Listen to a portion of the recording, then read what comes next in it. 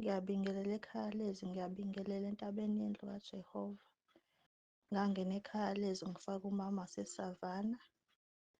Nganginenkinga yokulala nesilwana iminyaka engaphezu kweyishumi.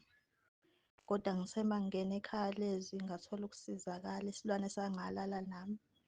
Bengijwayele ukukhuleka umkhuleko abaseRoma 10:9.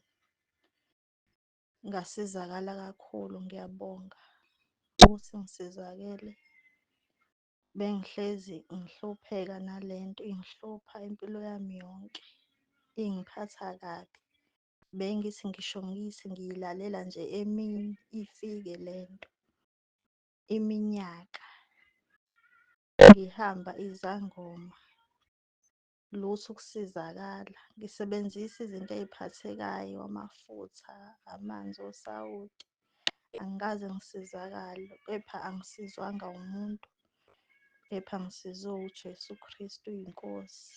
Ngiyabonga kakhulu ukungena ekhaya lezi, engathi nabanye bangangena Nkosi yami bazosizakala ngoba kusizakala mahhala. Buka nje ngisizakale entweni eseyingihlupha iminyaka.